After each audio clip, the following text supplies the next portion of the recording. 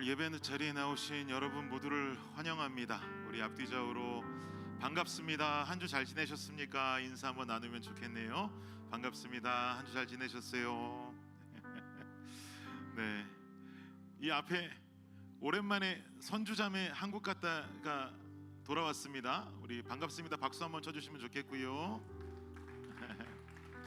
저 뒤에 예원자매 오랜만에 지금 돌아와서 카메라 챙기고 있어요. 예원자매도 반갑습니다. 박수 한번 쳐주시기 바랍니다. 네, 다들 한 주간 하나님 인도하심 가운데 삶을 지내시다가 오늘 기대함 가운데 나오신 예배인 줄을 믿습니다. 오늘 예배 가운데 하나님 우리 안에 충만한 은혜를 허락하여 주시옵소서라고 간구하는 마음 가지고 우리가 이 예배 자리로 더 깊숙이 나아가면 좋겠습니다. 블레싱 소식 전하겠습니다. 우리 주보를 참고해 주시고요. 우리가 함께 그토록 바라고 바라던 블레싱 새로운 예배당 자리가 클로징이 됐습니다. 하나님께 영광의 박수 한번 올려드릴까요? 제가 이따 예배 후에 좀 현재 진행 상황들과 좀 여러 가지들을 말씀을 좀 나눌 텐데요. 예배 후에 축도 후에 그 식사하시기 전에 좀 자리에 그대로 계셔 주시면 저한테 10분 혹은 길어진다면 15분의 시간만 좀 더 허락해 주시기를 바랍니다. 그때 좀 자세한 설명을 드리겠습니다. 그리고 현재 예배당이 그 장소에 없지만 작은 집이 한 채 있어요. 지금 현재는 어떤 프리스쿨이 이 7월 말까지는 렌트해서 사용하고 있는 교실이 많은 집인데요. 그 집을 앞으로는 우리가 블레싱 하우스라고 부르도록 하겠습니다. 그래서 이 모임이 블레싱 하우스에서 있습니다. 이런 모임 블레싱 하우스에서 있습니다 하면 블레싱 하우스 거기를 말하는구나 라고 알고 계시면 좋겠고요. 주보 앞에도 보시면 우리 교회 주소가 세 군데로 표기되어 있어요. 현재 웰스 브랜치 주소와 밑에 프레시하임 주소, 그리고 바로 밑에 블레싱 하우스라고 해서 새로운 주소가 추가되어졌지요. 이것도 여러분께서 어딘가라고 궁금하시다면 블레싱 하우스로 오십시오 할 때 이 주소지로 오시면 되겠습니다. 이 모든 것을 허락하신 주님께 참 감사합니다. 그래서 이제 우리가 8월 1일부터 이 장소를 우리 장소로 사용을 할 수가 있게 되는데요. 8월 3일 토요일 이른 아침부터 시작해서 좀 공사를 진행하려고 그럽니다. 지금 현재 그 집이 하나 있는 것이 1,500 스퀘어핏 정도 되는데요. 그곳을 학교로 사용하다 보니까 그 건물 안에 교실만 8개가 있어요. 그래서 교실만 8개가 있는 작은 방들로 이루어진 집이라서 저희가 앞으로 소예배실 하나를 그쪽에다가 구성해 놓고 중고등부 아이들도 잠시 쓸 수 있게 하고 또 우리 여러 가지 새벽 예배나 이런 예배들을 좀 그쪽에서 드리기 위해서 소예배실을 만들려고 해서 우리가 할 공사는 우리 교회 짓는다더니 교회를 우리끼리 짓는 건가 봐라고 생각하실 게 아니라 그게 아니고요. 그 집에 있는 벽 하나를 좀 부시려고 그럽니다. 그래서 여러분들 함께 나오셔서 벽 부시는 일에 좀 동참해 주셨으면 좋겠는데 우리 좀 젊은이들 함께 동참해 주셨으면 좋겠고요. 와가지고 그리고 나는 자매인데 내가 도움이 될까? 도움이 됩니다. 자매님들도 자매님들이라고 다 똑같으신 건 아니잖아요. 그러니까 오셔가지고 함께 힘을 합쳐서 헌신해 주신다면 아름다운 우리 교회의 공간을 우리 손으로 가꾸어가는 것만큼 값진 일은 없겠지요. 8월 3일 오전부터 진행하는데 오실 수 있는 분들은 저에게 좀 미리 알려주실 수 있으면 좋겠습니다. 그리고 그 전날 8월 2일 날은 광고가 되지는 않았는데 저희 집에 교회 물건과 교회로 가져다 놔야 될 공사 공구들이나 엄청 많습니다. 저 혼자도 할 수 있는데요. 혹시 이 이사를 함께 도와주실 분들도 저에게 시간이 되어서 알려주시면 8월 2일은 함께 이사하고 8월 3일은 함께 공사하고 할 수 있으면 좋겠습니다. 그리고 그 다음 광고는 블레싱 바이블 스터디가 지난주부터 광고되고 있는데요. 우리 구약성경 스케치 101 과정을 8월 말부터 시작하려고 합니다. 여러분 주보 안에 삽질을 통해서 신청서를 넣어드렸고요. 작성하셔서 헌금함에 넣어주시면 되고 그냥 온라인으로 하실 분들은 주보에 있는 이 QR 코드를 스캔하셔서 신청해 주시면 되겠습니다. 우리가 신앙생활 시작하면서 그리고 또 신앙생활 오래 하셨던 분들이라 할지라도 이 구약성경, 신약성경에 관한 이야기들 들을 때마다 새롭게 생각하시는 분들 많으세요. 그러니까 이건 뭐 초신자나 이런 성경 공부가 아니라 누구나 다 참여하실 수 있는 성경 공부입니다.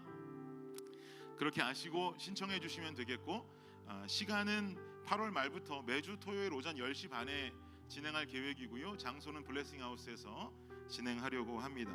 그렇게 해서 우리가 성경 공부할 수 있는 시간 가졌으면 좋겠습니다. 다시 한번 말씀드리지만 오늘 예배 후에는 잠깐 그 자리에 앉아 계시고요. 제가 앞으로의 계획들과 지금까지 지나온 이야기들을 좀 우리 블레싱하우스에 관한 이야기들을 드리도록 하겠습니다. 우리 함께 서로를 좀 축복하며 찬양하면 좋겠습니다.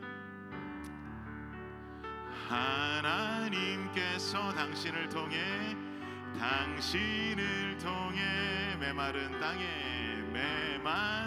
땅에 샘물 나게 하시기를, 가난한 영혼 목마른 영혼 당신을 통해 주 사랑 알기 원하네. 도윤이가 자기 축복해달라고 소리 질렀어요. 우리 도윤이 향해서 하나님께서 도윤이를 통해 메마른 땅에 샘물 나게 하시기를, 가난한 영혼. 막상 주목하니까 지금 뻘쭘한가 봐, 그죠? 마른 영혼 당신을 통해 주 사랑 알기 원하네. 우리 블레싱 가족 모두 축복합니다. 박수하도록 하겠습니다. 반갑습니다. 이 시간 우리를 대표해서 정호모 명제 나오셔서 기도해 주시겠습니다.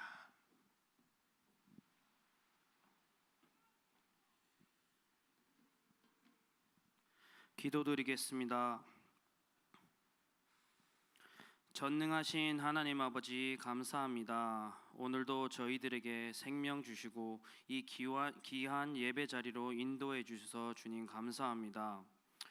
아버지, 일주일 동안 살면서 지은 여러 죄들 이 기도로 통해 고백합니다. 저희들에게 나약한 모습들이 많습니다. 저희들을 용서해 주시고 강하게 해 주셔서 이번 한 주는 저희들이 세상에 나아가 참된 빛과 소금의 역할을 잘할 수 있게 저희들을 올바른 길로 인도해 주시고 저희들이 죄와의 싸움에서 이길 수 있게 저희들을 성령으로 감싸 주시옵소서. 아버지, 기다리던 블레싱 교회 부지를 마련해 주셔서 감사합니다. 아직 건축 준비가 한창입니다. 아버지, 이 준비 가운데 중심되어 주시고 고생해 주시는 여러 손길들 주님 축복해 주시옵소서. 아버지, 저희 블레싱 교회 중고등부를 위해 기도드립니다. 중고등부를 맡아주시는 성의자매와 함께해 주시고 기름 부어 주시옵소서. 그리고 하온 열매가 잘 훈련받아 이 세상에 나아가 아버지를 선포하는 아이들이 될 수 있게 아이들을 인도해 주시고 보호해 주시옵소서. 아버지, 이 시간 저희들이 섬기는 선교사님들을 위해서 기도합니다. 캄보디아에서 섬기시는 종유섭 선교사님, 빈태국 선교사님을 축복해 주시고 선교사님 가정과 건강의 필요를 채워 주시옵소서. 아버지, 오늘 예배를 위해 기도드립니다. 이 예배 가운데 함께해 주시고 온전히 하나님 홀로 영광 받아 주시옵소서. 말씀 전해 주시는 김준일 목사님과 함께해 주시고 목사님께서 말씀 전하시는데 문제 없도록 목사님의 건강 챙겨 주시고 목사님 가정 주님 축복해 주시옵소서. 주님, 늘 감사합니다. 오늘도 저희들과 함께해 주시고 이 모든 말씀 살아계신 예수 그리스도의 이름으로 기도드립니다. 아멘.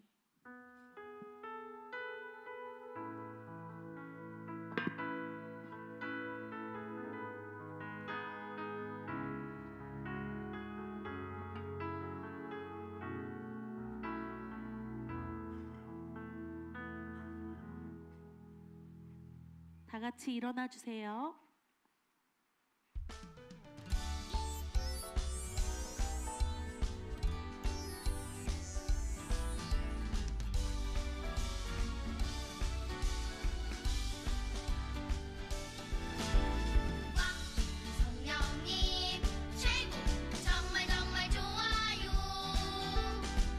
나를 새롭게 변화시켜 주세요.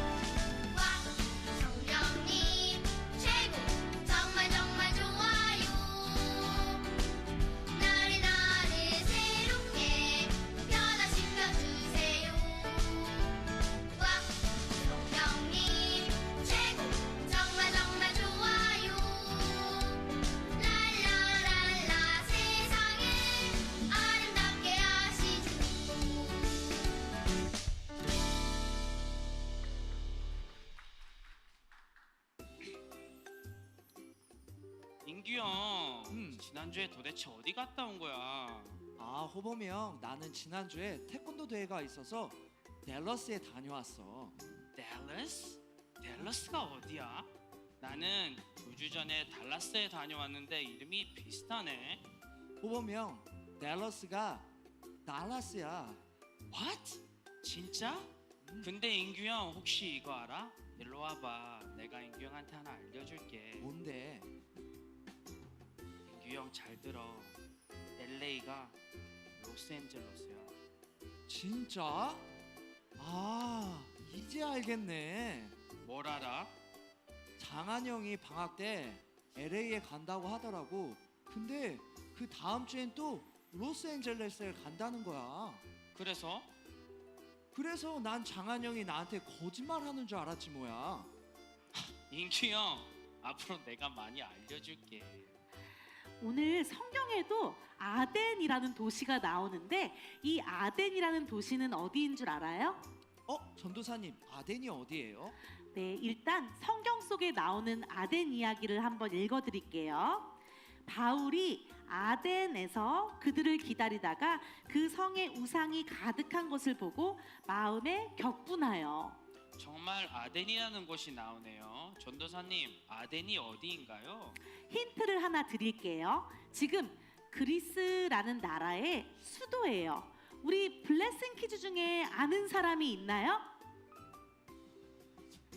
아테네? 아테네가 맞아요? 네, 맞아요. 지금 사도 바울은 그리스 아테네에 들어왔어요. 아테네 사람들은 복음을 듣고 예수님을 믿었나요? 많은 수가 예수님을 믿지는 않았어요. 아테네에는 수많은 우상들이 있었거든요. 그럼 실패네요. 인규형, 호범이형, 전도에 있어서 실패는 없어요. 사람들이 예수님을 많이 믿지 않았는데도요?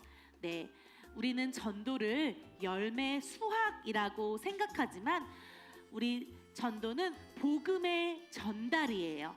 우리가 뿌린 복음의 씨앗은 언젠가 열매로 나타나게 된답니다. 그럼 우리는 오늘도 열심히 복음을 전해야겠어요. 우리의 모습으로 예수님을 전할래요. 좋아요. 오늘도 내일도 계속해서 예수님을 전하는 우리 블레싱 키즈들이 되기를 바래요. 그럼 마지막 곡 외치고 마무리하겠습니다. 하나, 둘, 셋. 블레싱 키즈 영원하라.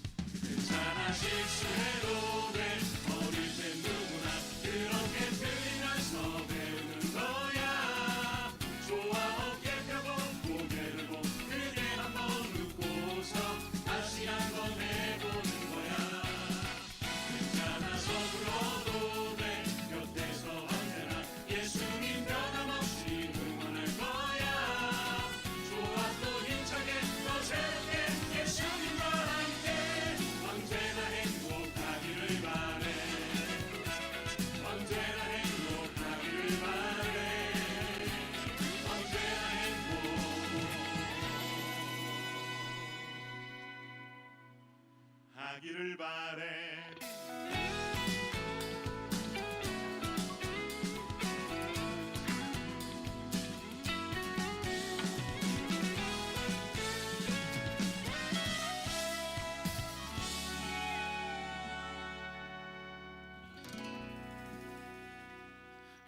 네, 올라오세요.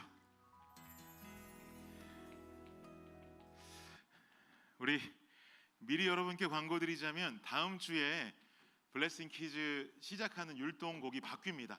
우리 한 달에 한 번 바꾸는데요. 지금 우리 율동팀에서 염려하는 것이 어른들의 발목이 괜찮으실까라고 염려하더라고요. 콩콩콩콩콩콩 하면서 뛰는 데가 있는데 우리 어른들 분명히 잘하실 수 있는데 괜한 걱정하고 있는 것 같습니다. 다음 주에 오실 때 발목 좀 이렇게 몇 번 돌리고 오시면 더 좋을 것 같습니다. 우리 말씀 암송 시간인데요. 오늘 시편 100편 몇 절 말씀이었죠? 4절 말씀 한번 잘 외우고 있는지 한번 볼게요. 시작. 감사하며 그의 문에 들어가며 찬송함으로 그의 궁정에 들어가서 그에게 감사하며 그의 이름으로 송축할지어다. 시편 100편 4절 말씀. 아멘. 아멘. 드림이 잘 외웠어요. 잘 외웠습니다. 하율이 시작. Enter his gate with thanksgiving and his court with praise. Give thanks to him and praise his name. Psalm 104. 잘했어요. 하율이 잘했습니다. 네, 우리 열매 시작. 감사하며 그의 문에 들어가며 찬송함으로 그의 궁정에 들어가서 그에게 감사하며 그의 이름을 송축할지어다. 시편 100편 4절 말씀. 아멘. 아멘. 잘했어요. 열매도요. 마지막 마음이 시작. 감사함으로 그의 문에 들어가며 찬송함으로 그의 궁정에 들어가서 그에게 감사하며 그의 이름을 송축할지어다. 시편 100편 4절 말씀. 아멘. 아멘. 모두 다 너무 잘했죠. 박수 한번 크게 주시기 바랍니다. 다들 잘 외웠어요. 우리 블레싱 키즈들은 엄마 아빠 옆으로 한번 가보실까요? 삼촌 이모, 할머니 할아버지 누구에게든 좋습니다. 옆으로 좀 가서 우리 함께 아이들 머리에 손을 얹고 좀 기도하는 시간 가졌으면 좋겠습니다. 얼른 엄마 아빠 옆으로 가세요.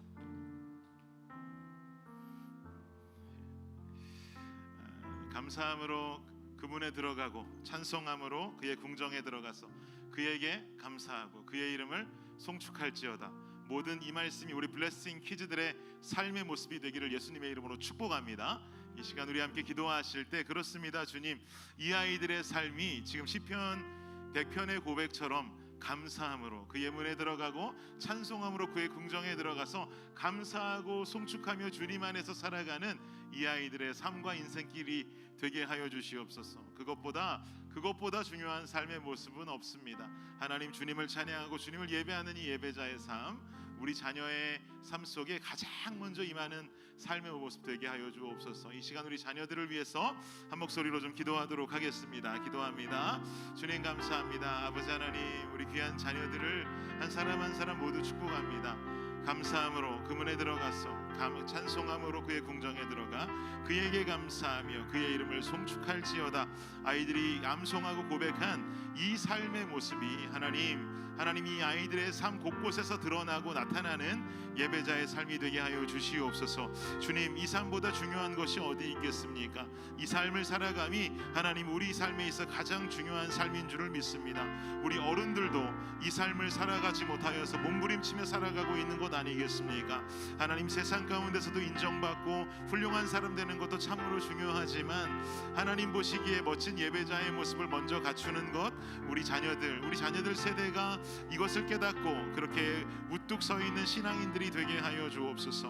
주님, 붙들어 주옵소서. 감사합니다. 감사함으로 그 문에 들어가며 찬송함으로 그의 궁정에 들어가서 그에게 감사함으로 또 그에게 감사하며 그의 이름을 송축할지어다 라고 고백한 아이들의 이 고백, 하나님 그 고백을 받아주시옵소서. 그리고 그 고백대로 이루어지는 삶의 역사, 우리 블레싱 키즈들에게 나타날 수 있도록 주님께서 인도하시고 축복하여 주시옵소서. 아이들의 삶 속에 삶을 지내가면서 나타나는 유혹들과 삶의 어려움들, 사단의 유혹들 속에서도 이 아이들이 그 유혹들을 이겨내고 떨쳐내면서 하나님께서 선택해 주신 귀한 예배자된 모습으로 삶을 모범적으로 살아가는 우리 블레싱 키즈들 되게 하여 주옵소서. 감사합니다. 예수님의 이름으로 기도드립니다. 아멘. 아멘. 키즈들은 초등부는 트리하우스로 올라가시고 유아부는 널서리로 들어가 주시면 되겠습니다. 저희는 말씀 보지요. 오늘 우리에게 주시는 하나님 말씀은 사도행전 17장 16절에서 18절입니다.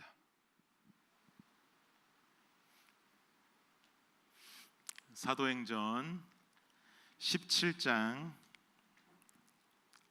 16절에서 18절 석절 말씀입니다. 우리 함께 한 목소리로 합독하도록 하겠습니다. 시작. 바울이 아덴에서 그들을 기다리다가 그 성에 우상이 가득한 것을 보고 마음에 격분하여 회당에서는 유대인과 경건한 사람들과 또 장터에서는 날마다 만나는 사람들과 변론하니 어떤 에피크로스와 스토아 철학자들도 바울과 쟁론할세 어떤 사람은 이르되 이 말쟁이가 무슨 말을 하고자 하느냐 하고 어떤 사람은 이르되 이방 신들을 섬기는 사람인가 보다 하니 이는 바울이 예수와 부활을 전하기 때문이로라. 아멘. 잠깐 제가 기도합니다. 주님 감사합니다. 이 시간 우리 어른들 말씀 받습니다. 사도행전에 나타난 하나님의 역사와 하나님을 따르는 자들의 모습을 통하여서 우리가 우리의 삶의 모습을 비추어 보고 또 결단하고 회개할 것을 회개하며 주님 따르는 그런 귀한 말씀 시간 되게 하여 주옵소서. 부족한 종은 십자가 뒤로 숨기워 주시고 오직 예수 그리스도의 이름만이 가득히 남는 말씀 시간 되게 하여 주시옵소서. 예수님의 이름으로 기도드립니다. 아멘. 사도행전 38번째 시간이고요. 격분이라고 하는 제목으로 말씀 나누도록 하겠습니다. 한두 달 전쯤에 우리 호범 형제가 저희 집에 와서 참외를 함께 먹다가 참외 씨를 따로 골라서 그것을 발화시켰습니다. 그리고는 그 참외 씨가 발화가 되고 나니까 작은 화분으로 옮겨 주었습니다. 그리고는 작은 화분에서 신기하게도 늘 우리가 참외 먹으면서 보던 그 참외 씨에서 참외 줄기가 이렇게 나오기 시작하더라고요. 그 참외 줄기가 어느 정도 자라기 시작하니까 또 몇 주 전에 호범 형제가 또 저희 집에 방문했다가 열매를 데리고 뒷마당으로 나가서 그 자라난 줄기가 세 뿌리였는데 하나는 마당 구석에다가 땅에다가 심어 주었고요. 또 두 개의 뿌리는 조금 더 큰 화분에다가 하나씩 이렇게 옮겨서 심어 주었습니다. 그리고는 매일 아침마다 저희 아이 열매가 애지중지하는 마음으로 참외가 있는 세 군데를 돌아다니면서 열심히 물을 주었단 말이죠. 그리고 호범이 삼촌이 꼭 이른 아침에 물을 주는 게 제일 좋다고 열매를 가르쳐서 열매는 또 새벽마다 일어나서 아빠가 새벽 예배 갈 때마다 종종 아빠를 따라서 새벽 예배를 왔다가 집으로 들어가자마자 물을 주는 이 루틴으로 열매가 살았습니다. 새벽 예배 열매가 나간 이유는 하나님 사랑에서도 나갔지만 참외 사랑에서도 나갔어요. 그런데 며칠 전에 좀 안타까운 사건이 저희 집에 있었습니다. 요 말씀만 드려도 이 이야기의 결론이 상상되실 텐데요. 지난 월요일에 우리 집 잔디를 깎는 분들이 잔디를 깎으러 오셨어요. 상상이 좀 되세요? 저희 집은 잔디가 그렇게 많이 있지 않은 집이라서 어쩌다 한 번씩 그냥 잔디 깎는 분들이 오셔서 깎곤 하는데요. 이게 오실 때마다 이분들은 그 호범 형제가 참외를 열매랑 함께 심어둔 그 장소는 지금까지 몇 년 동안 단 한 번도 깎으신 적이 없어요. 왜냐하면 잔디 깎는 분들이 보통 오시면 이렇게 그 라이딩 모어라고 그러죠. 이렇게 타고 다니는 거, 왕 타고 다니는 걸로 깎으셔서 호범 형제가 참외를 심어 놓은 곳은 저희 집 뒷마당에 데크와 페리오가 닿아 있는 부분 안쪽이라 그 차가 들어갈 수가 없거든요. 그러니까 이분들이 오셔서는 늘상 그 전까지만 깎으시고 그 안에는 손도 안 대셔서 사실은 늘상 제겐 좀 불만이기도 했습니다. 그래서 그 조그만 공터는 제가 늘 깎아주고 정리하고 하는 곳이었거든요. 그런데 그날도 당연히 그곳은 깎지 않으시겠지 하고 마음을 놓고 있었는데 잔디를 다 깎으시고 돌아가신 후에 혹시나 해서 뒷마당을 나가보니까 열매가 그토록 애지중지 키우던 참외가 사라졌더라고요. 그날따라 구석까지 풀을 모두 다 그냥 깎고 가신 거죠. 와, 이게 소위 말해 멘붕이라는 단어가 이럴 때 쓰는 거더라고요. 어쩔 줄을 모르겠는 거예요. 열매한테 어떻게 말하지 하는 순간 열매가 마당 문을 열고 제 뒤로 나타났습니다. 그리고는 사라진 참외 자리를 보더니 이거 뭐 1초도 안 걸리고 대성통곡을 하기 시작하는 거예요. 막 우는 거예요. 그래서 제가 열매를 위로한답시고 열매를 쫓아가서 열매야 열매야, 어차피 그쪽에 있는 참외는 잘 자라지 않았잖아. 그리고 네가 물을 열심히 잘 준 건 아는데 이미 말라서 죽어가고 있었잖아. 실제로 그랬거든요. 다른 건 잘 자라는데 그것만 이상하게 죽어가고 있었단 말이에요. 그러니까 저기 화분에 아직 남아있는 그 2개 우리가 한번 열심히 잘 키워보자라고 했는데도 멈추지를 않아요. 눈물을 멈추질 않는 겁니다. 그러면서 울면서 저한테 막 소리치는 거예요. 그러니까 아빠는 잔디 깎는 아저씨들이 왔을 때 그거 깎지 말아달라고 내가 얘기해달라고 부탁했는데 왜 그걸 말을 굳이 안 했냐는 거예요. 근데 저도 당연히 그런 것이 늘 안 깎으시던 곳이니까 당연히 안 깎을 거야 그러고 말을 안 했던 것이죠. 그래서 제가 다시 말했어요. 열매 열매야, 그거 많이 죽어가던 거잖아. 그러니까 거기에 이제 미련 두지 말고 여기 있는 거 2개 있는 거 잘 키워보자. 또 재차 그렇게 이야기했더니 열매가 울면서 제게 한마디 대답을 했는데 제가 그 이야기를 들으면서 뒤통수를 한 대 빡 맞는 것 같은 기분이었어요. 왜 그랬냐면 그 대답 한마디에서 아, 내가 열매의 마음을 몰랐구나라고 하는 깨달음이 왔기 때문입니다. 열매가 막 울면서 뭐라고 말했는가 하면 호범이 삼촌이랑 같이 열심히 심어준 거란 말이야. 그러면서 우는 거예요. 호범이 삼촌이랑 같이 열심히 심어준 거란 말이야. 제가 부끄러워지더라고요. 왜냐하면 저는 그 참외는 죽어가고 있는 힘없는 참외니까 다른 거 잘 키우면 되지라고 하는 시각으로 그 상황을 바라봤지만 열매는 이런 세상에 퇴색한 아빠의 시각과는 다른 시각을 가지고 있었던 것이죠.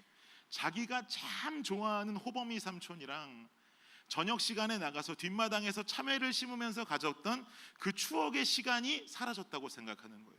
그게 슬펐던 것이죠. 그래서 저랑 아내도 열매를 달래가면서 얼른 그런 열매의 마음을 캐치하고는 마음을 고쳐 먹었습니다. 그리고는 다른 방법으로 열매를 달래기 시작했어요. 그럼 열매야, 열매, 아빠랑 함께 뒷마당에서 호범이 삼촌처럼 상추도 심고 깻잎도 심고 우리 함께 잘 농사짓고 잘 키워보면 어떨까? 그랬더니 단숨에 눈물을 딱 그치더라고요. 그러더니 저한테 눈을 똑바로 뜨고 쳐다보면서 이야기해요. 아빠 정말 그렇게 해줄 거냐고. 그래서 제가 당당하게 그럼 아빠 해줄 수 있지 라고 이야기하고 약속까지 걸고 돌아서 나왔는데 그때부터 이제 고민이 시작됐어요. 제가 허리가 좋지 않다 보니까 쭈그리고 앉아가지고 뭘 하는 게 쉽지 않거든요. 그래서 고민하다가 일어서서도 할 수 있는 가든 베드라 그러더라고요. 이렇게 가든 베드, 좀 이렇게 올라와 있는 가든 베드를 하나 사고 거기에 넣을 흙도 샀습니다. 그날 잔디 깎는 분의 특별한 성실함 덕분에 저는 100불을 썼어요. 때로는 어른의 눈이 아이들의 눈보다 대단히 나을 것 같지만 순수하고 올바른 것을 바라보는 눈은 아이들보다 어른들의 눈이 세상에 찌들어서인지 아이들의 마음을 헤아리지 못할 때가 많더라고요. 아, 내가 너보다 나이가 지금 몇 살이 많은데 너보다 옳지라고 생각했었는데 순수한 눈, 올바른 것을 바라보는 눈은 그래, 네가 나보다 낫구나라는 것을 깨닫게 됐습니다. 여러분, 올바른 눈을 뜨고 있어야 올바른 것이 보입니다. 헛된 눈을 뜨고 있으면 헛된 것만 바라고 헛된 것만 보게 될 뿐이죠. 오늘 본문 속에도 헛된 것에 눈을 뜨고 살아가는 사람들의 모습이 좀 그려지고 있는데요. 우리 본문으로 들어가서 한번 살펴보지요. 16절 말씀 한번 다시 읽어보겠습니다. 시작. 바울이 아덴에서 그들을 기다리다가 그 성에 우상이 가득한 것을 보고 마음에 격분하여. 바울은요, 여러분, 빌립보, 데살로니가, 베레아를 거쳐서 결국 아덴이라고 하는 도시에 들어왔습니다. 그런데 바울이 아덴까지 들어오는 그 경로의 이야기들을 한번 곰곰이 잘 다시 더듬어서 기억해 보세요. 데살로니가에서는 어떤 일이 있었나요? 데살로니가에 도착해서 유대교 회당에서 말씀을 전했더니 유대교 회당 안에 있는 많은 유대교도들이 예수 믿는 예수교로 회심을 했단 말이죠. 그런 사람들이 늘어나니까 유대교도들이 깡패들을 동원해서 바울을 공격하려고 그랬잖아요. 그래서 바울 어떻게 했어요? 야손과 몇몇 믿음의 형제들이 도와주어서 데살로니가에서 어렵사리 도망쳐 나오지 않았습니까? 그리고 어디로 갔습니까? 베레아로 갔어요. 베레아로 가서도 똑같이 회당 가서 말씀을 전했더니 회심자들이 막 늘어나기 시작해요. 그랬더니 또 어떤 현상이 일어났어요? 데살로니가에서 바울을 공격하려고 했던 주동 세력이 베레아까지 쫓아와서는 베레아에서 회심하는 그 모습을 보고 또다시 바울을 혼란에 빠뜨립니다. 공격하기 시작해요. 그래가지고 바울은 지난주 우리 말씀을 기억해 보면 고민하다가 결국은 한 가지 중요한 결정을 하게 됐죠. 이거 다시 급하게 베레아도 빠져나와야 되는 거예요. 자칫 잘못하면 위험할 수 있단 말이죠. 그런데 바울은 데살로니가에서 나올 때는 자신들의 팀원이었던 실라와 디모데와 함께 나왔는데 베레아에서 두 번째로 도망갈 때는 어떤 결정을 내렸습니까? 실라와 디모데는 베레아에 그대로 두고 본인 혼자만 급히 빠져나오게 되죠. 왜 실라와 디모데를 남겼다 그랬습니까? 베레아 지역에 좀 더 자신이 전한 복음과 말씀을 더 구체적으로 설명하고 자리매김을 해줄 수 있는 사람, 그리고 교회도 세울 수 있도록 도와줄 수 있는 사람들로 실라와 디모데를 남겨두고 가장 위험한 자신만 일단은 빠져나오게 된 거예요. 그리고는 이 바울은 배를 타고 혼자 아덴이라는 곳으로 넘어오게 됩니다. 여러분, 제가 몇 주 전에 빌립보에 관한 설교할 적에 빌립보는 도시라 그랬고요. 이 빌립보라고 하는 도시가 속해 있는 주와 같은 개념의 이름이 있다 그랬는데 여러분 기억하십니까 혹시? 마게도니아라 그랬잖아요. 마게도니아는 주이고 빌립보가 도시라고 그랬단 말이죠. 어쨌든 지금 바울이 전도 여행을 하면서 거쳐왔던 빌립보, 데살로니가, 베레아 요 세 개의 도시는 몽땅 다 어디에 속해 있냐면 마게도니아에 속해 있는 지역이에요.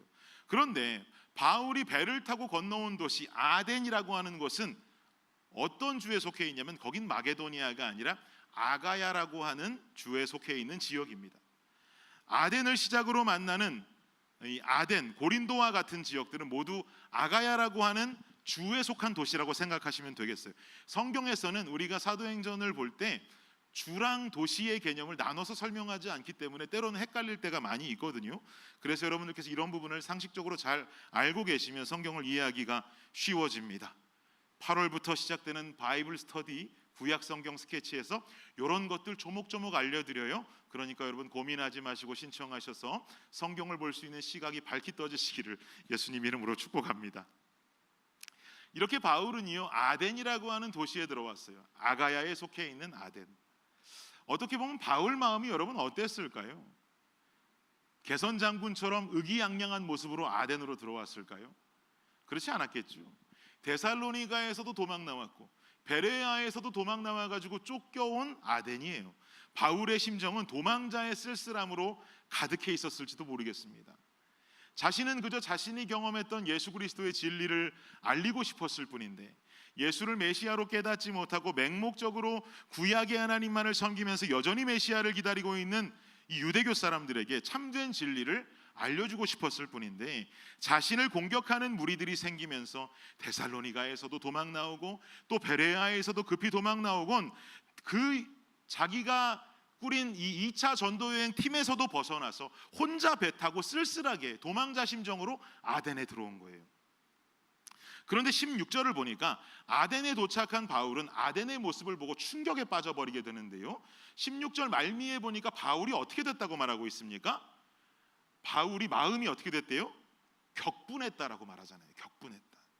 여기서 격분했다라고 하는 말의 헬라어는요 파록시노라고 하는 단어가 사용됩니다. 파록시노.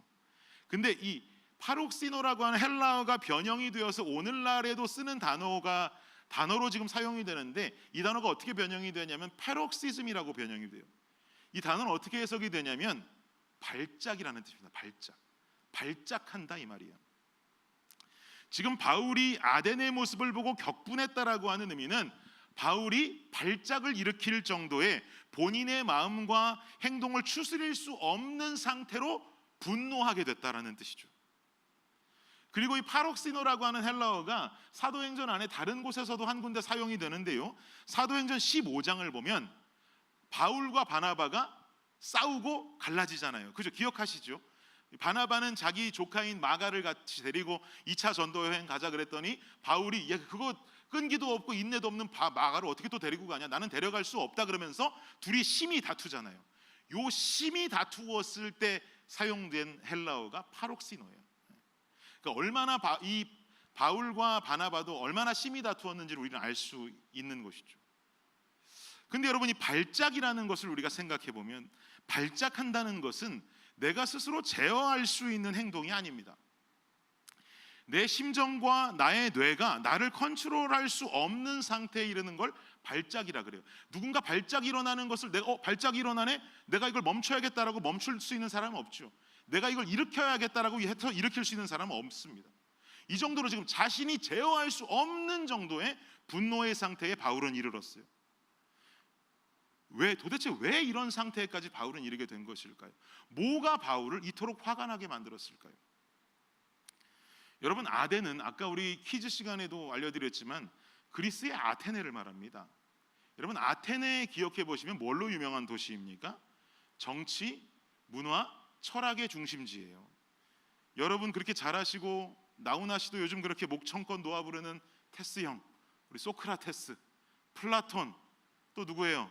아리스토텔레스. 이 모든 철학자들의 근거지가 아덴이에요. 그리고 아덴은 민주주의의 발상지였습니다. 시민들이 직접 자신의 의견을 말하고 그 의견을 가지고 정치를 해나가는, 아테네 곳곳에 가보면 그 시민들 중에서 발언권을 가지고 이야기하는 사람들이 발언을 했던 발언대가 곳곳에 있어요. 시민들이 자신의 주장을 정치적으로 펼칠 수 있었던 곳이라는 거예요. 그래서 이 민주주의가 발전하고 발상된 곳이 아덴이었습니다. 또 한 가지, 아덴은 에게해와 지중해가 연결되는 무역의 중심지였어요. 그러니까 돈이 돌았겠죠. 아덴에서는 은화를 많이 사용했거든요. 은화를 사용하고 무역이 활발하다 보니까 경제적인 흐름이 원활했던 도시가 아덴이었습니다. 결국 결론은 뭐예요? 아덴은 어떤 도시였다는 거예요? 정말 살만한 도시였어요. 여러 가지로 뛰어난 도시였고, 뛰어난 사람들이 뛰어난 이야기를 하고 뛰어난 삶을 살아가는 곳, 이곳이 아덴이었단 말이죠. 그런데 이 뛰어난 아덴 사람들이 따르고 있는 존재는 누구였는가? 그 존재가 바로 그리스 신화 속에 등장하는 수많은 다신들이라 그러죠. 이 다신들을 따르고 있더란 말입니다. 고대 그리스 역사가 중에 한 명이었던 플루타르코스의 주장에 의하면 이 아덴의 상황을 어떻게 설명하는지 아세요? 아덴에서 섬기고 있는 신들의 숫자가 아덴에 살고 있는 주민들의 숫자보다 많았다 그래요. 그만큼 우상단지들의 종류가 많고 숫자가 많았던 거예요. 그 땅에 살고 있는 주민들보다 신들의 숫자가 더 많았다고 기록할 정도로 그 땅은 우상숭배의 끝을 달리고 있었던 땅이었습니다. 그야말로 그리스 신화에 나오는 수많은 다신들이 우상이 되어서 그들의 신전이 세워져 있고, 심지어는 어떤 신전까지 있냐면 알 수 없는 신을 위한 신전까지 있었어요. 이게 뭐예요? 누군진 모르겠는데 알 수 없는 신이 있겠지 하는 마음으로 신전을 만들었다는 거예요. 그 정도로 완전히 우상숭배의 팽배해 있던 아덴이었던 것이죠. 그것도 정치, 문화, 철학의 중심지이자 민주주의의 발상지라고 하는 이 수준 높은 도시가 온갖 우상들, 주민들보다 숫자가 많은 다신들에게 빠져서 그저 우상숭배만 하고 있더라는 거예요. 이걸 보고 바울이 격분한 거예요.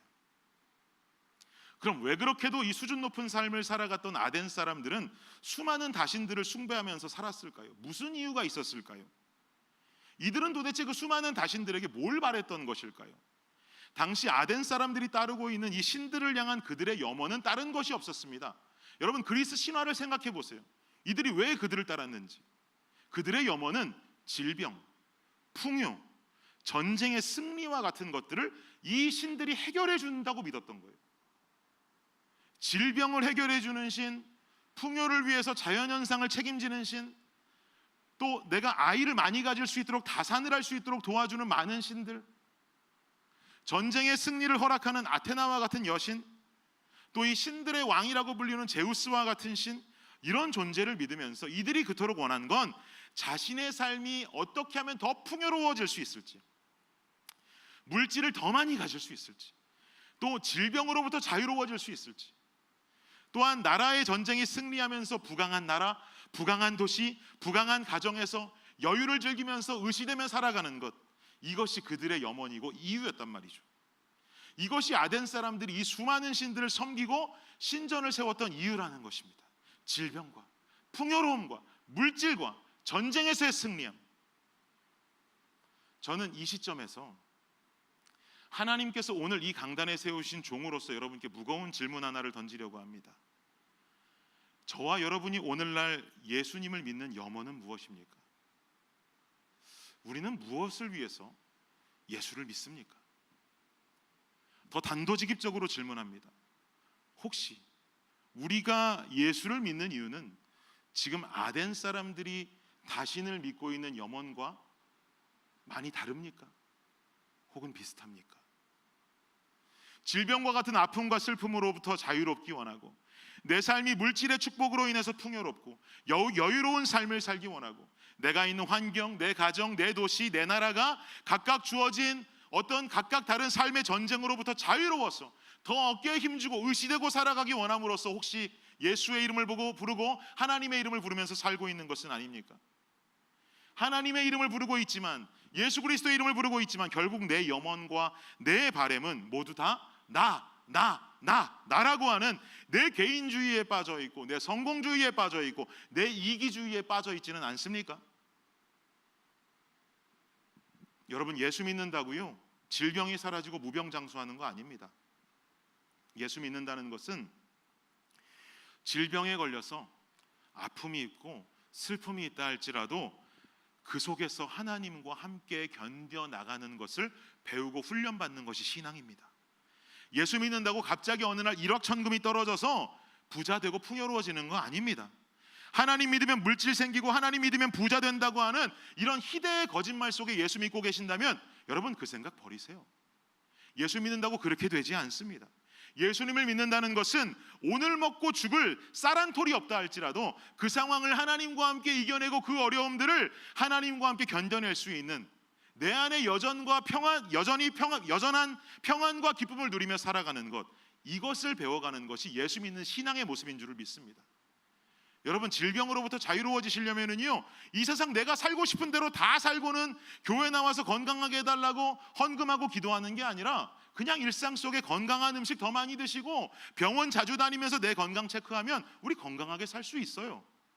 내가 풍요롭게 부자의 삶을 살고 싶다면 하나님께 그렇게 매달리는 것이 아니라 그냥 주일날 교회 안 오고 사업하고 일하고 오버타임으로 일하고 밤새 일하고 좋은 직장에 취직하면 금방 부자 될 수 있어요. 이런 항목들이 우리가 예수 믿는 본질이 될 수 없다는 이야기입니다. 사랑하는 여러분, 저는 우리 블레싱 공동체는 올바른 신앙의 본질에 관한 기초를 단단히 세우고 신앙생활하기로 하네요. 우리가 이렇게 헛된 시각을 가지고 헛된 시각으로 예수를 바라보면 예수님께 부르짖으면서 헛된 것만 구하고 사는 거예요. 내가 이렇게 풍요롭게 살기 원합니다, 주님. 내가 질병 없이 살기 원합니다, 주님. 내가 여유롭고 의시되면서 이런 가정과 이런 도시와 이런 나라 가운데에서 힘있게 살기 원합니다, 주님. 시각이 헛되니 바라는 것도 헛된 거예요. 그러면 헛된 시각으로 자신을 바라보면서 살아가고 있는 아덴 사람들과 다를 게 없습니다, 여러분. 오늘 우리는 나 자신의 신앙을 바라보면서 헛된 시각으로 헛된 것을 바라보고 있는 나 자신을 요만큼이라도 발견한다면 파록시노, 내 자신을 바라보는 격분이 일어나시기를 예수님의 이름으로 축복합니다. 여러분, 이게 축복이에요. 오늘 우리의 신앙을 돌아보면서 견딜 수 없는 파록시노가 내 마음속에 일어나야지 우리의 신앙이 제 길로 가고 있는 거예요. 그러면 우리는 어디로 가야 제 길로 가는 올바른 신앙의 삶을 살아가게 되는 것일까요? 헛된 시각으로 헛된 것을 바라고 헛된 것을 구하며 살아가던 아덴 사람들은 바울이 전하는 한 가지 소식을 듣고 반대로 본인들이 격분하는 장면이 나오는데요, 18절을 보세요. 18절 말씀 시작. 어떤 에피쿠로스와 스토아 철학자들도 바울과 쟁론할세, 어떤 사람은 이르되 이 말쟁이가 무슨 말을 하고자 하느냐 하고, 어떤 사람은 이르되 이방 신들을 전하는 사람인가 보다 하니 이는 바울이 예수와 부활을 전하기 때문이로라. 18절 마지막에 그 정답이 기록되어 있죠. 이는 바울이 뭘 전했다고요? 예수와 부활을 전하기 때문이로라. 바울은 헛된 시각을 가지고 인생을 바라보면서 헛된 기대로 자신을 믿고 있는 아덴 사람들에게 전한 것은 다른 게 아니라 예수와 부활이었어요. 예수와 부활이 의미하는 것은 무엇입니까? 예수가 의미하는 것은 생명입니다. 죽을 수밖에 없는 우리를 그대로 내버려 두실 수가 없어서 내게 생명을 주시기 위해서 하나님께서 이 땅에 보내신 독생자 아들이 예수잖아요. 그리고 그 뒤에 부활이라고 말하는 것은 날 위해서 죽으신 그분이 그저 십자가 위에서 힘없이 죽은 어린 양이 아니라 다시 살아나신 그리스도시라는 것, 즉 우리의 삶도 부활의 첫 열매가 되신 예수님을 따라서 우리의 삶이 이 땅에서 끝난다 할지라도 결국은 다시 살아나서 천국을 누리게 될 것이라는 소망을 누리고 살아야 한다는 거예요. 그 말을 전하고 있는 거예요. 즉 바울이 말하고 있는 근본적인 본질은 뭐냐면, 질병 고치기 위해서 돈 벌어서 풍요로워서 농사가 풍년을 이루어서 더 값어치 있는 삶, 더 돈 많이 버는 삶을 살기 위해서, 내 집, 내 가정, 내 나라에 늘 여유가 넘쳐서 고민 없는 삶을 살기 위해서 고작 너희가 믿고 있는 신들의 존재는 너희들 인생에 그런 뒤치다거리나 해주는 핫바리일지 모르겠지만, 내가 전하는 예수는, 내가 믿는 예수는 죽음을 생명으로 바꾸신 분이다. 사명을 생명으로 옮기신 분이다. 그리고 우리의 인생은 여기서 끝이 아니라는 거예요. 부활이 있다는 거예요. 그러니 우리는 죽는다 할지라도 예수처럼 다시 부활해서 영원한 본향 천국으로 갈 수 있는 인생들이라는 거예요. 이것을 우리에게 주시는 분이 예수님이라는 사실입니다. 니네 같은 핫바리신들하고는 다른 거예요. 우리는 이 시각을 떠야 됩니다, 여러분. 그런데 이 진리의 외침의 결과는 어떻게 되는가? 본문 19절과 20절을 보십시오. 시작. 그를 붙들어 아레오바고로 가며 말하기를, 내가 말하는 이 새로운 가르침이 무엇인지 우리가 알 수 있겠느냐? 내가 어떤 이상한 것을 우리 귀에 들려주니 그 무슨 뜻인지 알고자 하노라 하니. 그 결과는 어떻게 됐느냐? 바울은 붙들려서 아레오바고 언덕으로 끌려가게 됩니다. 아레오바고 언덕은 어떤 곳이냐면, 과거 소크라테스가 젊은이들을 잘못된 학문으로 인도했다고 고발됐던 장소예요. 여기서 고발당하고 주민재판 받고 소크라테스는 결국 헬레아이아 법정에서 사형언도까지 받게 되죠. 제가 아덴은 민주주의의 발상지라고 하지 않았습니까? 지금 바울은 그곳에서 자신이 믿는 예수를 전해보라고 끌려가고 있지만 사실상은 주민재판에 회부되는 거예요. 그러나 바울은 이 아레오바고, 주민재판에 회부돼서 끌려간 이 아레오바고에서도 담대하게 복음을 전합니다. 왜냐하면 끌고 간 사람들은 바울을 주민재판에 회부하기 위해서 끌고 갔는지 모르지만 바울에게 있어서는 어떤 거예요? 수많은 아덴의 주민들 앞에서 복음을 전할 수 있는 절호의 찬스인 거예요. 그러니까 그 앞에서 바울은 굴하지 않고 복음을 전하는 것이죠.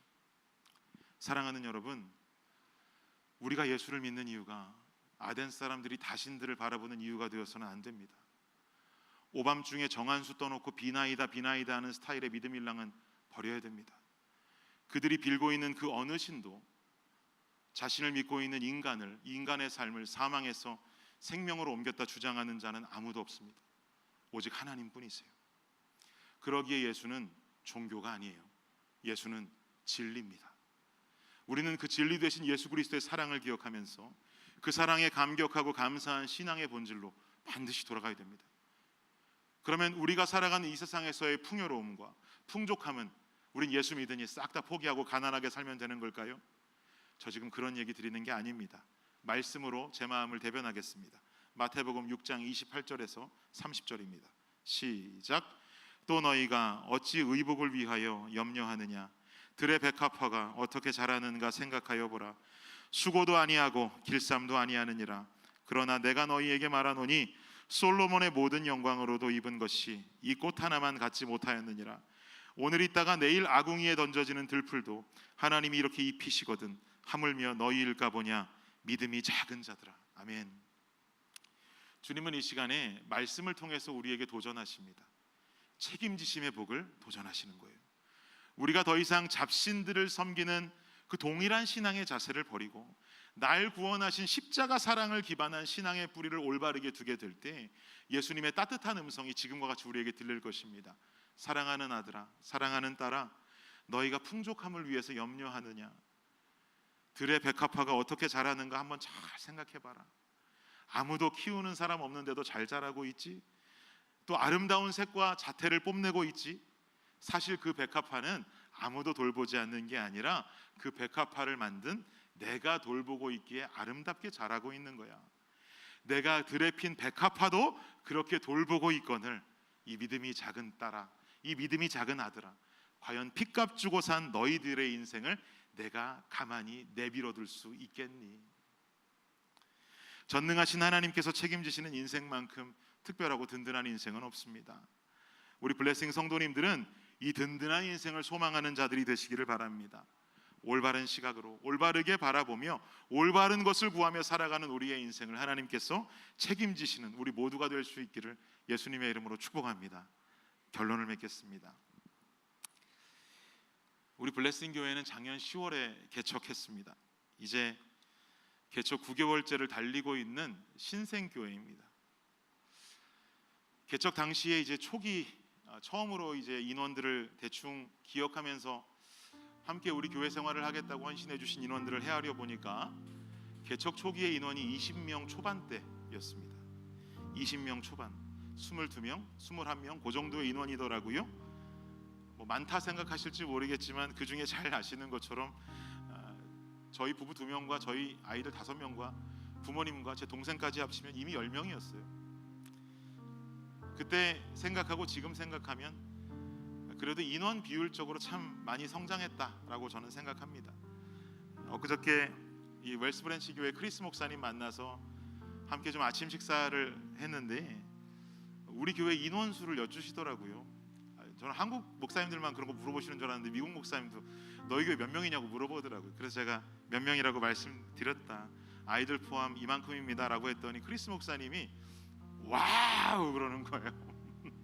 와우 준, 너 개척 갈 때 한번 생각해 보라고. 엄청 성장했네, 엄청 많이 성장했네 그러시더라고요. 뭐 그렇게 생각 안 하고 살았는데 아 그렇다, 개척할 때를 생각해 보니까 우리 크리스 목사님 이렇게 축하해 주는 것처럼 우리 안에 성장이 있었구나, 하나님의 은혜가 있었구나라는 생각을 좀 하게 됐습니다. 저는 이제 9개월째를 달려가고 있는 우리 블레싱 공동체가 지금 이 시기에 반드시 마음에 새겼으면 하는 것은 바로 오늘 하나님께서 우리에게 주시는 이 말씀입니다. 본질이에요, 본질. 신앙이라는 것은요, 여러분, 우리의 삶과 너무 밀접하게 있다 보니까 자꾸 신앙을 우리는 어떻게 생각하냐면 내 삶의 탈출구로 여길 때가 많아요. 그죠? 내 힘든 삶, 고된 삶의 탈출구로 우리의 신앙을 여길 때가 참 많습니다. 어찌 보면 그렇게 여기는 것도 당연한데요. 사실 신앙이라는 것은 생명 얻음의 감사입니다. 신앙이라는 것은 구원 얻은 백성들의 삶의 고백이 신앙입니다. 여러분 그렇게 믿으십니까? 그게 신앙의 본질 아닐까요? 우리 블레싱 공동체는 이러한 밑그림을 지금 확실하게 그려놔야 됩니다. 저희 집에 있는 4번과 5번 아이가 늘 제게 와서 색칠 공부 자료를 좀 프린트해달라고 많이 부탁하거든요. 구글 서치를 하면 색칠 공부하는 자료가 엄청 많기 때문에 거기서 아이들이 고른 걸 제가 프린트해서 주곤 하는데요. 얼마 전에 우리 집 넷째 아이 이라가 헬로키티 색칠 공부 도안을 뽑아달라고 부탁하더라고요. 그래서 그걸 뽑아달라는 걸 뽑아서 이라에게 주었습니다. 그런데 1분 정도 있다가 다 색칠했다고 저한테 가지고 오더니 이거 아빠 선물이야? 그러면서 전해주는 거예요. 아니 무슨 1분도 안 돼서 애가 색칠을 다 했지? 그러고 그걸 받아가지고 이라가 색칠한 것을 보았더니 이라가 색칠을 키티의 머리핀하고 옷에만 했더라고요. 그래서 제가 이라에게 물었습니다. 이라야, 키티도 색칠을 해줘야지 왜 핀하고 옷에만 색칠을 했어? 그랬더니 이라가 뭐라고 대답했는지 아세요? 아빠, 키티는 원래 하얀색이야. 생각해보니 그래요. 키티는 하얀색이죠. 그래도 제가 가진 생각은 하얀색이면 어떻게 해야 돼요? 흰색 색연필로 색칠해줘야 되는 거 아니에요? 그 흰색 색연필로 색칠해줘야 되지 않을까라는 생각이었는데 이라 생각은 달랐던 거예요. 가만히 생각해보니까 그래 맞아. 종이가 가진 하얀색만큼 깨끗한 하얀색은 없으니까 아무것도 칠하지 않고 키티의 핀과 옷에만 색칠하는 게 진짜 하얀 키티를 만들어 온 것 아닐까라는 생각이 들었습니다. 그래서 제 마음속에 이라야 이거 흰색으로 키티도 칠해줘라고 말하려다가 스탑했어요. 그리고 이라를 이렇게 안아주면서 잘했어, 맞아 이라야, 키티가 흰색인데 아빠가 그걸 몰랐네, 진짜 하얗다, 너무 예뻐 키티가, 칭찬해 주었습니다. 흰색으로 색칠하는 것보다 종이의 흰색이 가장 깨끗하니 그대로 두겠다고 하는 이라의 생각이 더 현명했을지 모르죠. 우리는 때로는 틀린 것이 맞다고 생각하고요, 잘못된 것이 당연하다고 생각하며 살고 있는지도 모르겠습니다. 신앙에 대해서도 말이죠. 우리는 우리 신앙에 대한 생각과 정립을 잘 해나가야 됩니다. 올바른 시각을 가지고 내 신앙을 세팅해야 돼요. 예수 믿으면 이렇게 되지, 예수 믿으면 이런 축복이 있고, 예수 믿으면 저런 삶이 보장된다라고 하는, 우리가 교회에서 신앙생활하면서 누누이 들어왔던 이런 신앙의 공식에서 벗어나서 내가 예수를 믿고 있는 이유에 대해서 우리는 다시 한번 생각하고 정립해야 되지 않을까요? 날 위해서 생명 주신 분 앞에 뭘 더 달라고 우리는 그렇게 간구하고 있는 걸까요?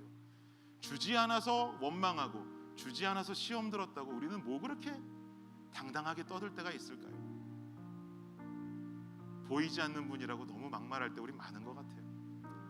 날 위해 죽으신 주님, 죽을 수밖에 없는 내가 생명을 얻게 되는 엄청난 사건, 그 사랑 앞에 나는 무릎 꿇을 수밖에 없는 것이고, 그분을 믿고 따르는 삶을 살아야만 된다는 것.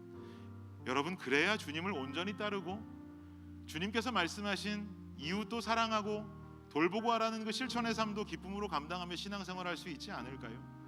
그저 내 신앙생활이 내 삶하고만 연관이 되어서 나 먹고 사는 것에만 연관돼서 급급한 신앙생활이라면, 신앙생활로 내가 받을 복들에만 관심이 있다 보니까 나 돌아보기도 바쁜 것이 내 삶이고 내 신앙인데, 웬 이웃사랑, 웬 형제사랑, 웬 교회사랑, 그러니까 우리 마음에 룸이 없는 거예요. 우리 마음 가운데 그것이 호사요 사치라고 느껴지신다면 여러분, 우리는 우리의 신앙을 다시금 한번 돌아봐야 됩니다.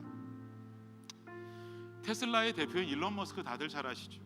일론 머스크가 2008년도에 한 인터뷰에서 이런 말을 하더라고요. 한 기자가 젊은 일론 머스크에게 와서 이렇게 물었습니다.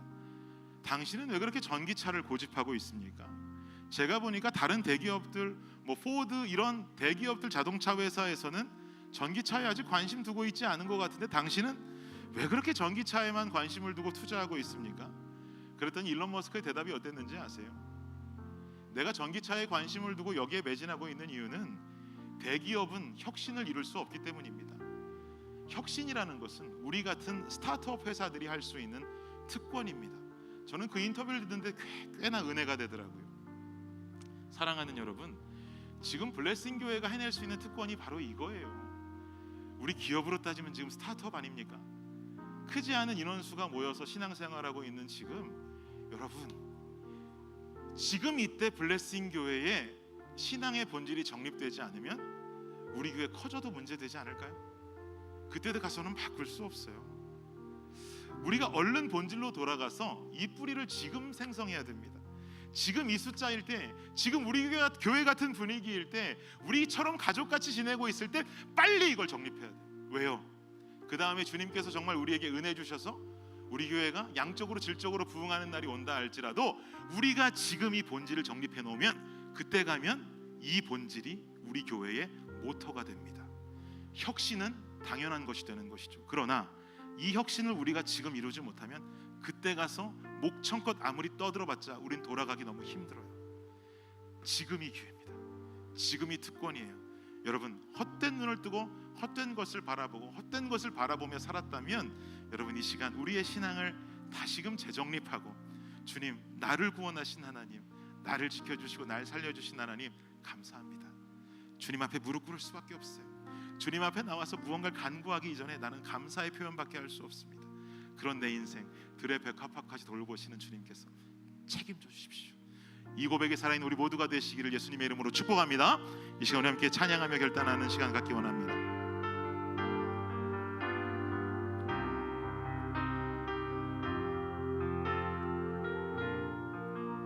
아무것도 두려워 말라.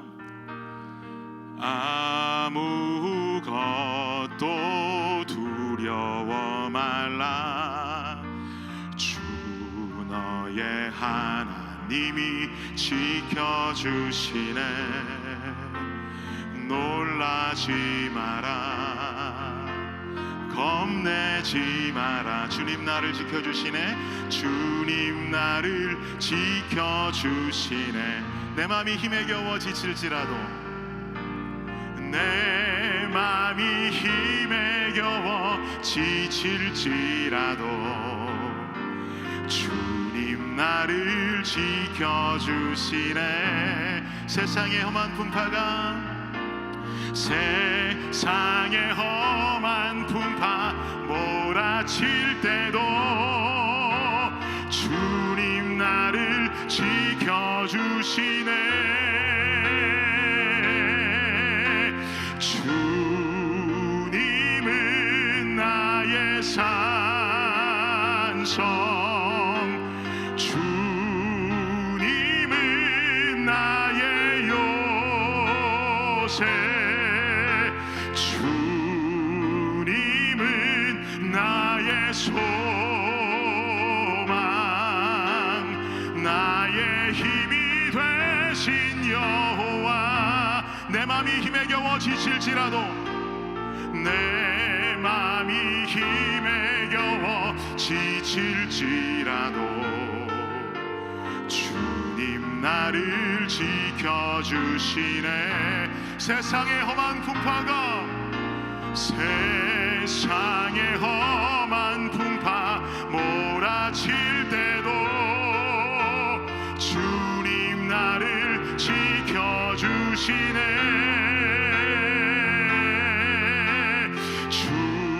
주님은 나의 산성, 주님은 나의 요새, 주님은 나의 소망, 나의 힘이 되신 여호와. 주님은 나의 산성, 주님은 나의 산성, 주님은 나의 요새, 주님은 나의 소망,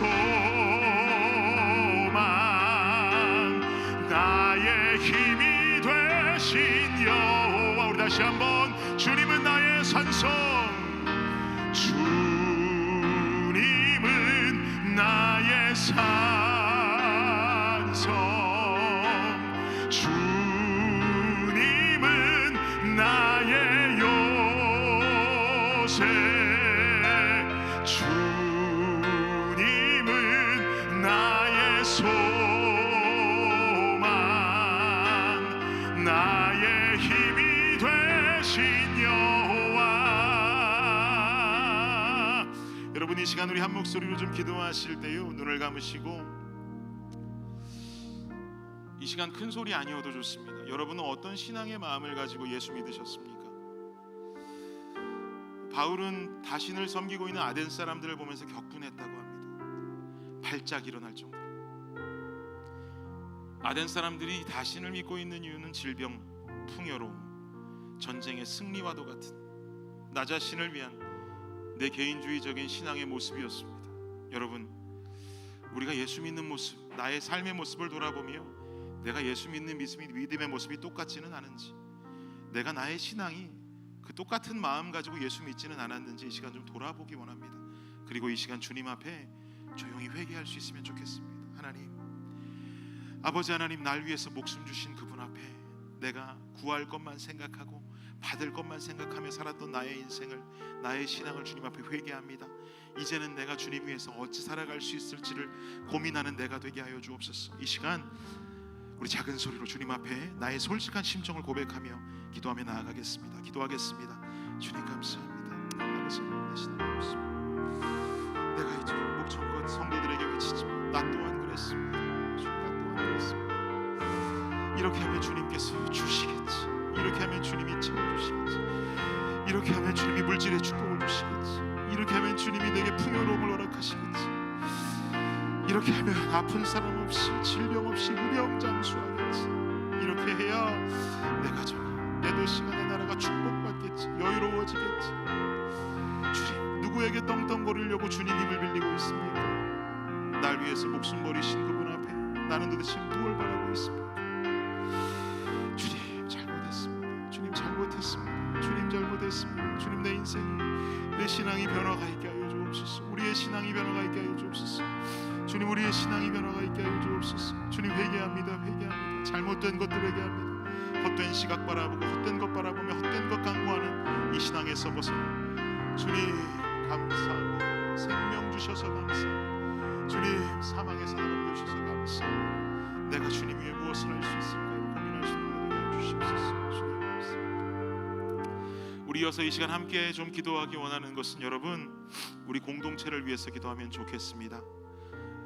우리 공동체를 바라볼 때 너무 좋지요. 우리가 서로 사랑하고 또 요새 우리가 가지고 있는 기쁨의 소식들도 있고 또 우리는 또 더 앞을 내다보면서 뛰어가야 하는 상황들이고 그러나 여러분 우리가 잘못된 신앙관과 잘못된 본질 가지고 뛰어가봤자 지치기만 할 뿐입니다.